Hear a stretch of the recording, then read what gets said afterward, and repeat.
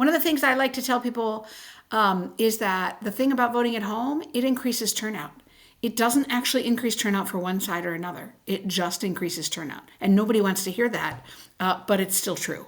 So the more you can do to continue to remind people and to get people back to the time when voting in and of itself was a neutral good that everybody could believe in, I think the better off you're going to be. The full and free exercise of our sacred right and duty to vote is more important in the long run than the personal hopes or ambitions of any candidate for any office in the land. You're listening to High Turnout, Wide Margins, an insider's look at election administration hosted by Brianna Lennon and Eric Fay. Welcome back to another exciting episode of High Turnout, Wide Margins. I'm Brianna Lennon, the county clerk in Boone County, Missouri, and with me is my co-host, Eric Fay, Director of Elections in St. Louis County, Missouri. And today we're really excited to have the Executive Director of the Vote at Home Institute, and you can introduce yourself. Well, thank you very much. My name is Barbara Smith Warner. I'm currently the Executive Director of the National Vote at Home Institute, and I am coming to you from Portland, Oregon. Awesome. So we're excited to talk about the work that you do and how you got to there. So as is our tradition, how did you specifically end up working in elections and your trajectory to where you're working now? Right. It's funny because I work in elections and have for most of my adult life, but in a very different way than you guys. I actually came into the election space through working on campaigns. I started out after college in Washington, D.C., working on the Hill and then working for a couple different labor unions, doing legislative and political education for members. And through that, I ended up working on a bunch of different campaigns based in D.C., but ended up working on campaigns in all different parts of the country, including time after time in the state of Oregon, where throughout the 90s, there were all sorts of ballot measures going on here that the numerous unions that I was working for were very interested in either supporting or defeating. So I ended up getting sent out to work on a bunch of campaigns in Oregon and eventually moved out here. The specific job I came out to do was to be the campaign director for the Oregon House Democratic Caucus, which is kind of like an Uber manager that oversees all of the Democratic candidates that run for all of the state house seats. Oddly enough, 15 years later, after doing another couple campaigns, staying home with my kids for a number of years, I ended up getting appointed and then elected to the legislature. And I was then the majority leader who ran that same caucus that I was the campaign director for 15 years earlier, which was really interesting circularity. But then in even greater circularity, I served 9 years in the legislature, had a great time, did lots of great policy work. I was the chair of the Rules Committee for a number of years, and that's where our election work is. So that's really when I started to become exposed to the elections world from the other side, right? Getting to meet with folks from the Secretary of State's office, county clerks, all of that interesting work that exposed me to that. And then when I was done being a legislator, which I decided after 9 years that I had a great time and it was time to do something else, I discovered the National Vote at Home Institute, which works to increase voters' access to, use of, and confidence in voting at home with mailed out ballots. And the circularity of it was back in the 90s when I was still in D.C. and got sent out to Oregon for one of the elections. It was the first thing I did was to work with Phil Kiesling, the Secretary of State in Oregon at the time.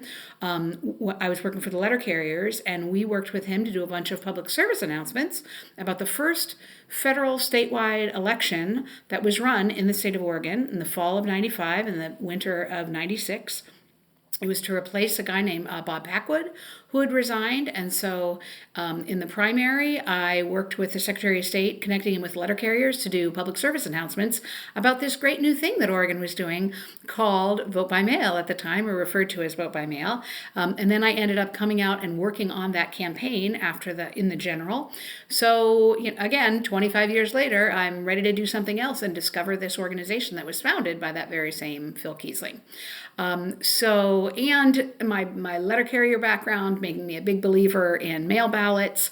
It's quite amazing to me when I take time to think about it, how I've been able to come back and do this thing that brings in so many things that I care about and support.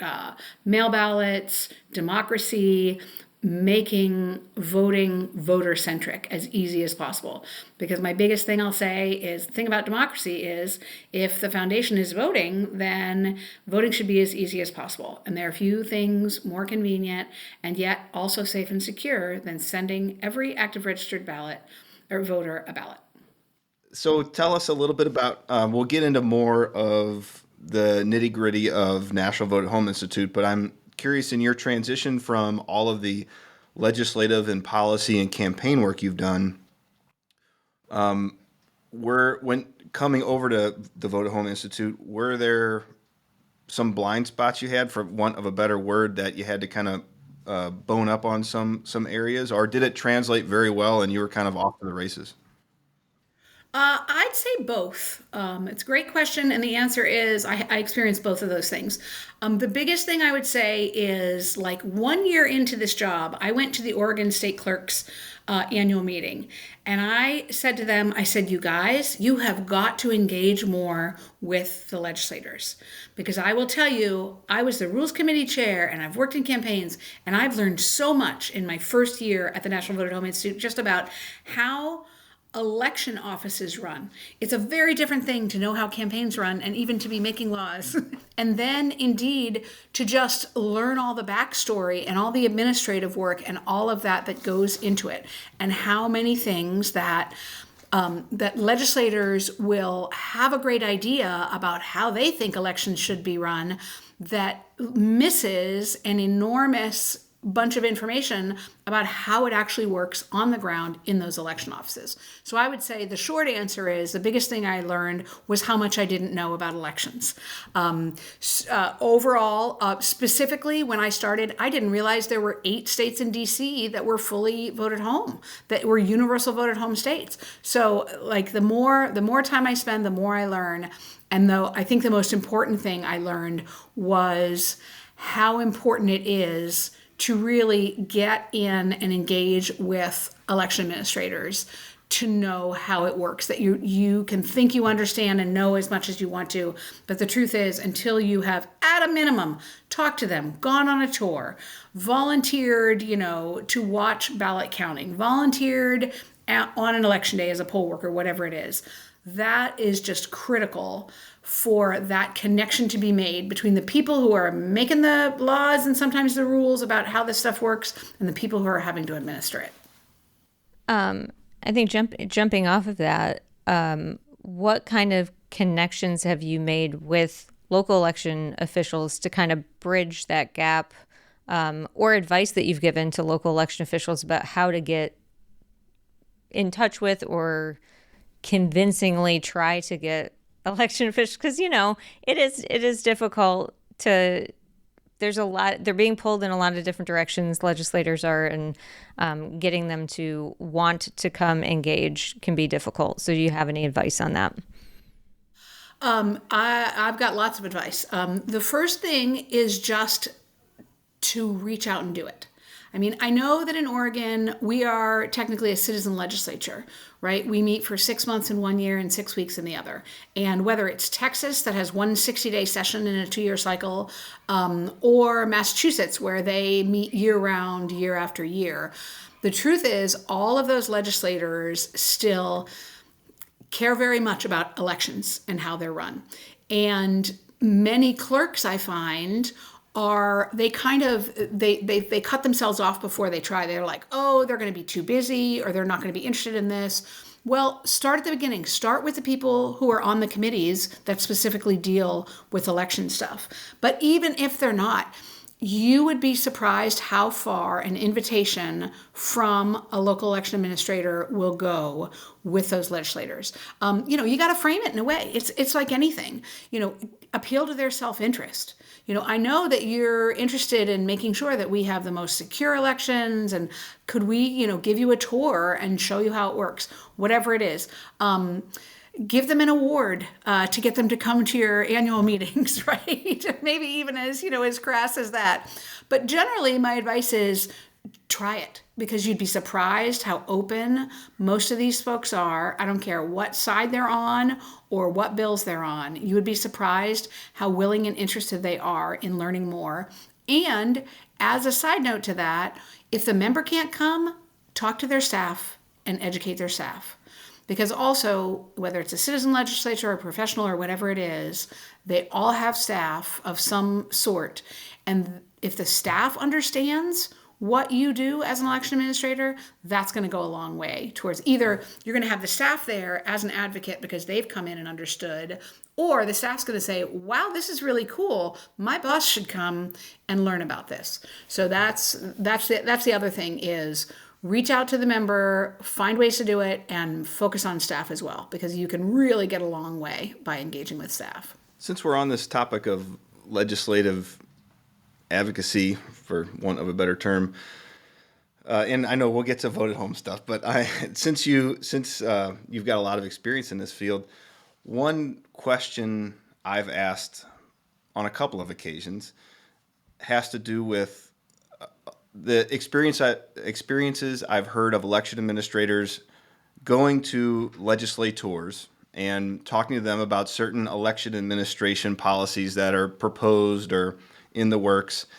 And quite often, the legislator will, and it can be said or unsaid, their first concern will be, how will it impact my base or the other party's supporters or the voters that will support me? And the question I've had for some legislators is, should election officials approach them and say, just right off the bat, look, the evidence shows this won't impact your people, or it won't hurt you know what, your opponent, it's going to be bad for them, but it's going to be good for your people. I mean, should election administrators go down that road, or should we just stay very nonpartisan and, this is the policy and this is how it's going to affect election administration? I'm not going to talk about how it's going to affect turnout or voters on one side or the other.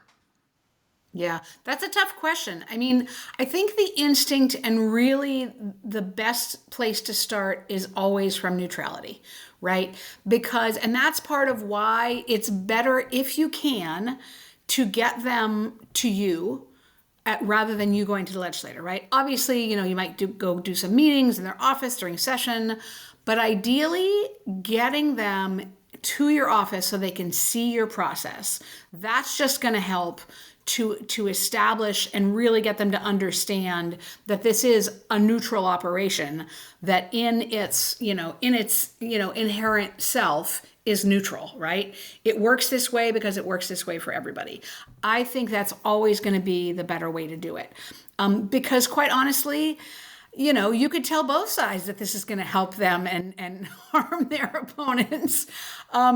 It's a risky thing, right? I mean, I worry so much. It's interesting because we were founded by Phil Kiesling, former Secretary of State of Oregon, and a high-level election administrator himself. That's certainly who he connects with. So he's always been very focused. And we, over the years, have had many election administrators who have been advocates for making progress towards greater access to vote at home. We are also in a situation where for the last 5+ years, local election administrators have had not only their jobs, but their lives threatened, more often than I would even like to think about, let alone talk about. So the truth is, we try to, we have, I'll talk about this a little later, we have an online community for local election administrators about mail ballot specific things. And we like to be able to give them kind of a safe space to have those conversations, share resources. And indeed, election administrators are always great advocates for us. And yet, we have found ourselves hesitating over the last couple of years to ask people to put themselves out that way because of that. So I don't, my main answer is still the more you can do to demonstrate how the process is the process. And it is a neutral thing. One of the things I like to tell people is that the thing about voting at home, it increases turnout.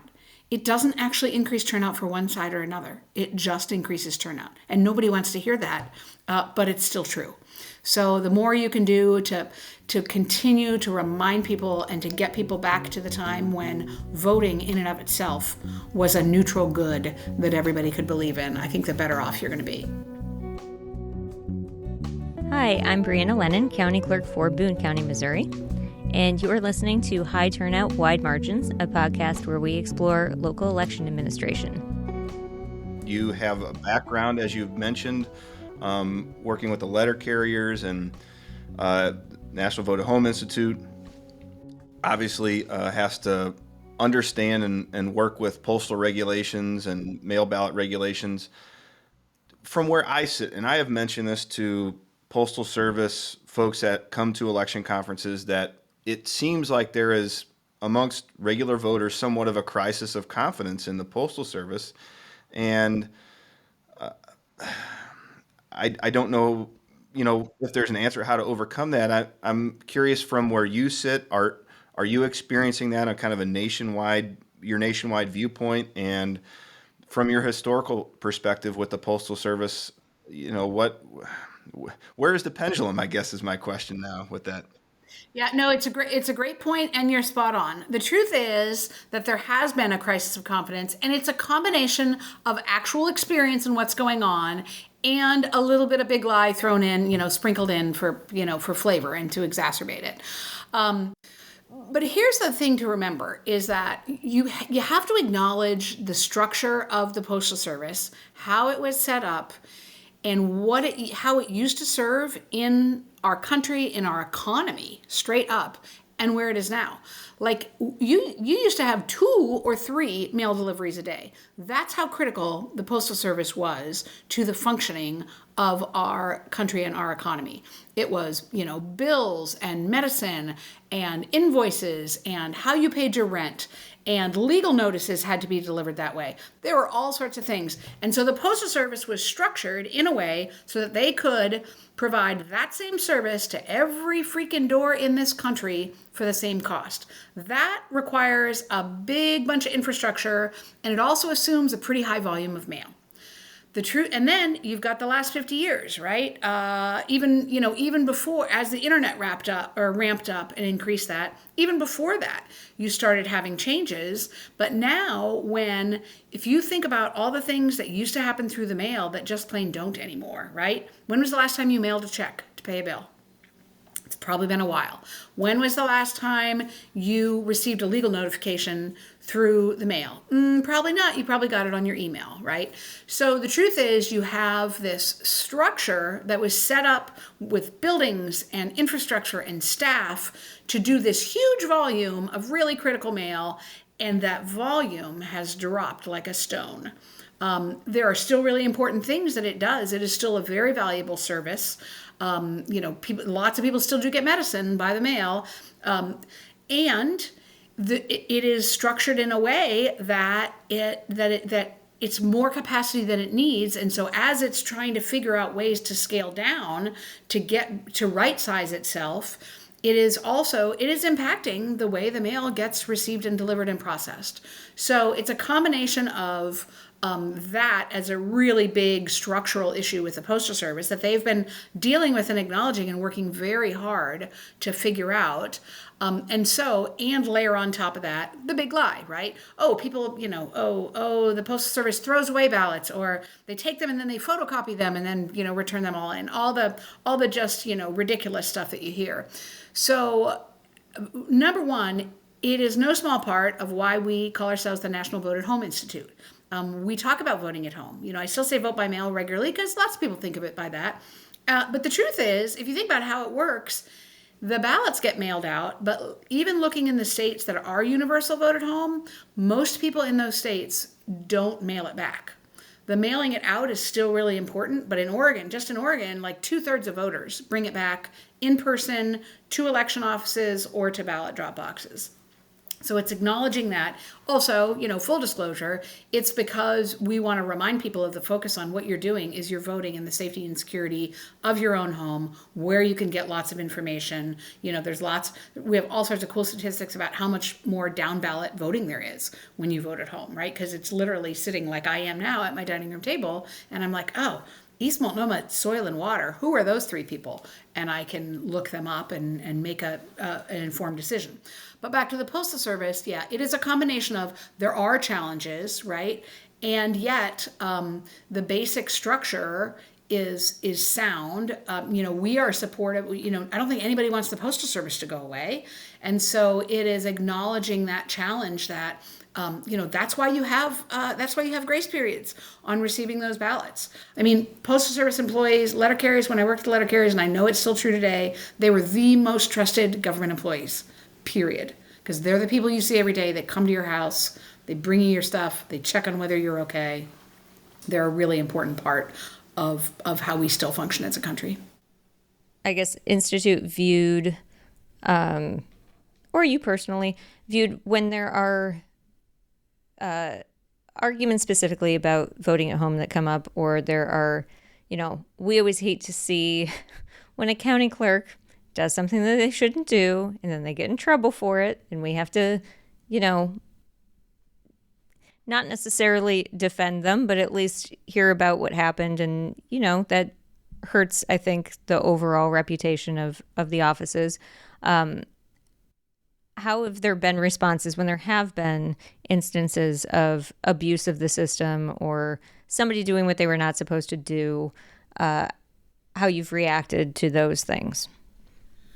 Yeah, I mean, it's like you said, it's always going to happen. And the important things is people generally get caught, number one, and that's important.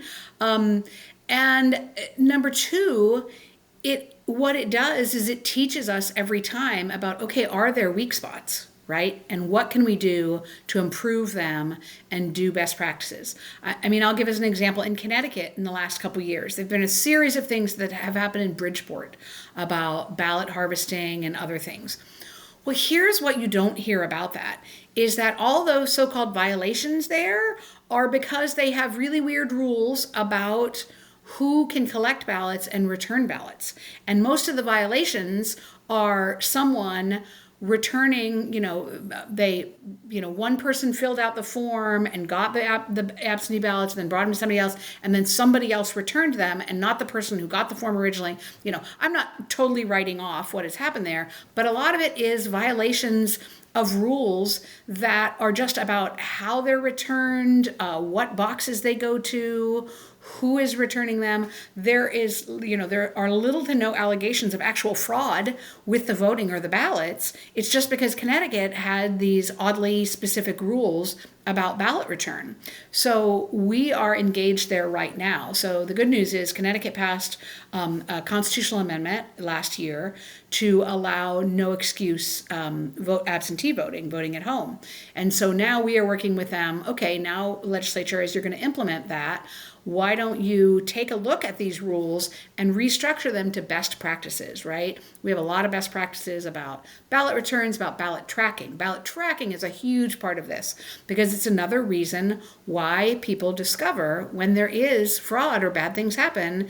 It is usually discovered through ballot tracking because somebody gets a notification that their ballot has been turned in and they're like, what? I didn't get a mail ballot, or, however it comes out. We probably only can kind of fit in like one more thing, and I wanted to make sure that whatever that one more thing was something that you wanted to cover. So was there anything that you wished that we had asked? Yeah, I would just like to make sure, particularly your listeners, know about really the two foundations of what we do organizationally. And one I mentioned, it's the Vote at Home Hub. It's an online community for local and state election administrators where we do a monthly webinar that they're free to join, where we have panelists who are election administrators themselves, and they talk about mail ballot specific things. It's great. It's very kind of easy conversation, lots of Q&A opportunities. And that is kind of how we drive people to know about what we do, election administrators in particular. And then as part of that, or after that, once we've gotten you hooked by coming to the webinar, hopefully you'll join our hub, our election administrator, our EO hub or our vote at home hub. And that is an online community. I think of it like a combination of Reddit and LinkedIn, because it's specifically only for current, and we let a few retired election administrators in, but we are very picky about that. We hand curate and make sure that everybody who gets in is, actually one of us. And the idea is that it's a space where you can ask questions of people. We sometimes do surveys saying, hey, what do you want to hear about on a webinar? We will share resources there. Hey, here's the, King County will say, here's the emergency communications plan that we came up with, for after we got envelopes with, with ricin in it, poison or whatever in it. So it's an online community. It's a private, safe space of only other election administrators that we really want to keep supporting those local election administrators, because indeed you guys have been under threat, under pressure in a lot of different ways for the last 5 years and more. And then just other ways just to know that we do work in every state, to meet every state where it's at and do what we can to increase voters' access to, use of, and confidence in voting at home. So broadly, whether you're a universal vote at home state that everyone gets automatically sent a ballot, or you're an excuse required state where you need a specific legal excuse, or one in the middle where there's no excuse needed, but maybe you have to apply every time, we work with every state to just increase that access. We're not, we're realistic. We know we're not going to turn Mississippi into a universal vote at home state, but what we can do is work on getting on making progress on postage paid ballots so they go back easier. Fighting back against ballot drop box bans, which are, the only thing worse than not being able to send it through the mail is banning drop boxes in the meantime to make it even harder.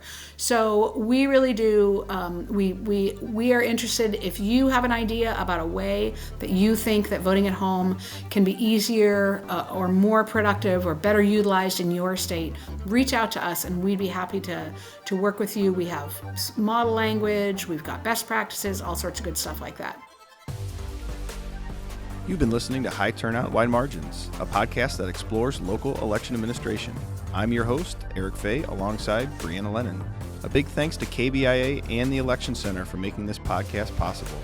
Our managing editor is Rebecca Smith, managing producer is Aaron Hay, our associate producer is Katie Quinn, and our digital producer is Mark Johnson.